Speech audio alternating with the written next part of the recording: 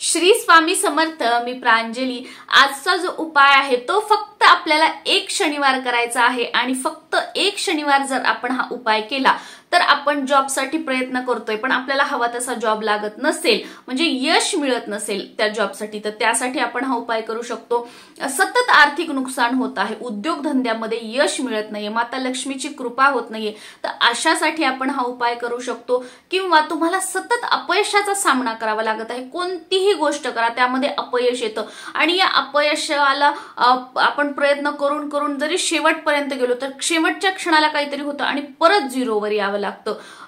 म्हणजे तुमची जी कोणती इच्छा असेल, कशासाठी जर तुम्हाला हा उपाय करायचा असेल ते अगोदर आपण कशासाठी उपाय करायचा हे ठरवून घ्यायचं आहे. त्यानंतर आपल्याला काय करायचं आहे, शनिवारी मुलं मुली ताई दादा लग्न झालेले न झालेले विधवा स्त्रिया अगदी कोणीही हा उपाय करू शकतं.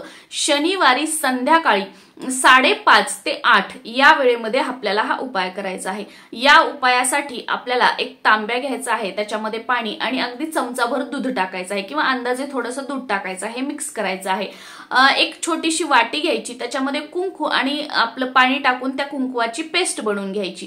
त्यानंतर आपल्याला कलावा लागणार आहे, जो आपण हातामध्ये बांधतो बघा कलावा धागा, तर तो आपल्याला लागणार आहे आणि छोटासा पेपरचा तुकडा एक आपल्याला लागणार आहे. कलावा जिथे पूजा साहित्य मिळतं त्या दुकानामध्ये तुम्हाला मिळून जाईल किंवा घरामध्ये आपल्या कलावा असला तरीही चालेल, तो घेतला तरीही ठीक आहे. त्यानंतर आता हे जे साहित्य आहे ते आपल्याला घ्यायचं आहे आणि आपल्या घराच्या आजूबाजूला जिथे कुठे पिंपळाचं झाड असेल तिथे आपल्याला जायचं आहे. हे सर्व घेऊन संध्याकाळच्या वेळेमध्ये 5:30 ते 8 या वेळेमध्ये तिथे गेल्यानंतर सुरुवातीला काय करायचं की हे जे पाणी आपण घेऊन गेलेलो आहोत, दूध टाकलेलं, हे पाणी पिंपळाच्या झाडाला अर्पण करायचं आहे. हे पाणी अर्पण केलं की त्यानंतर आपल्याला काय करायचं, तिथे बसायचं आणि एक वेळा हनुमान चालीसाचा पाठ करायचा आहे. हनुमानजींना जीही काही आपली समस्या आहे ती समस्या बोलून दाखवायची आहे, सांगायची आहे. हनुमान चालीसाचा पाठ करून झाला त्यानंतर काय करायचं, त्या झाडावरच जे तुमच्या हाताला येऊ शकेल असं पान तोडायचं नाही, त्या झाडालाच राहू द्यायचं. पण मोठं पान जे तुमच्या म्हणजे हाताला पोचू शकेल ते पान आपल्या असं हाताला टेकवायचं आणि त्या पानावर जी आपण कुंकवाची पेस्ट घेऊन गेलेलो आहोत आणि एक आपल्याला घरून बड घेऊन जायची आहे, जे कानाचं काढायला आपण बड वापरतो ती, किंवा एखादी काडी वगैरे, त्या काडीने किंवा आपल्या ह्या बोटाने तुम्ही काढलं तरीही चालेल. त्या पानावर तुमची जी इच्छा आहे, समजा तुम्ही नोकरीसाठी करत आहात तर नोकरी लिहायचं, तुम्ही धनप्राप्तीसाठी उद्योगधंदा व्यवसाय आहे तर पैसा चांगला मिळावा यासाठी करायचं आहे तर पैसा लिहायचं, किंवा तुमचं म्हणजे जे काही आहे ते तुम्हाला फक्त एक शब्द त्याच्यावर लिहायचा आहे कुंकवाच्या पेस्टनी.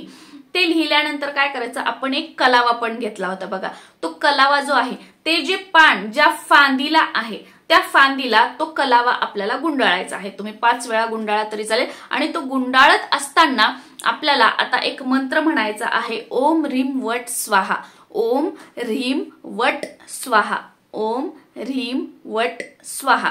हा मंत्र आपल्याला म्हणायचा आहे. ते धागा बांधत बांधत आणि आपली जी काही मनोकामना आहे, आता त्या पानावर फक्त आपण एका शब्दामध्ये लिहिली आहे तर आपण कशासाठी ते पूर्ण सांगायचं आहे. जी आपली मनोकामना आहे ती पूर्ण बोलून दाखवायची आहे की काय प्रॉब्लेम आहे, काय तुम्हाला हवं वाटत आहे व्हायचं, ते सगळं तिथं ते बांधून झाल्यानंतर आपल्याला बोलून दाखवायचं. ते झाल्यानंतर काय करायचं, समजा तुम्ही जास्तीचा कलावा घेऊन गेलेला आहात तर तुम्ही 5 वेळा गुंडाळ, अजून तो कलावा धागा उरला तर तिथेच तुम्ही आपल्या उजव्या हातामध्ये तुमची जी मनोकामना आहे ती बोलत बोलत तो धागा बांधू शकता. आपल्या उजव्या हातामध्ये, तुम्ही स्त्रिया असू देत पुरुष असू देत, उजव्याच हातामध्ये आपल्याला बांधायचं आहे.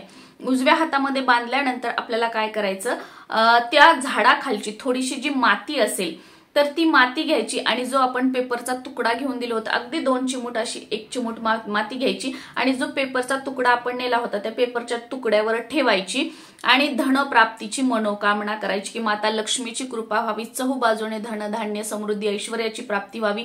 आपण प्रामाणिकपणे कष्ट करत आहोत, मेहनत करत आहोत पण नशिबाची साथ मिळत नाहीये, तर माता लक्ष्मीची कृपा आणि नशिबाची साथ मिळावी ही मनोकामना करायची आणि त्या कागदामध्ये त्या मातीची पुडी बांधायची आहे.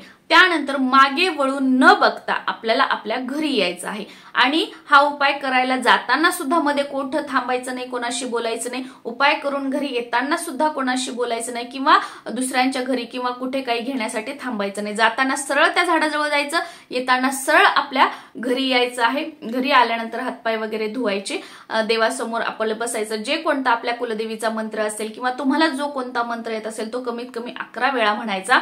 आणि ही जी पुडी आहे, जी आपण माती आणलेली आहे, ती आपल्या लॉकरमध्ये, तिजोरीमध्ये, जिथे आपण पैसा वगैरे ठेवतो तिथेही ठेवून द्यायची आहे.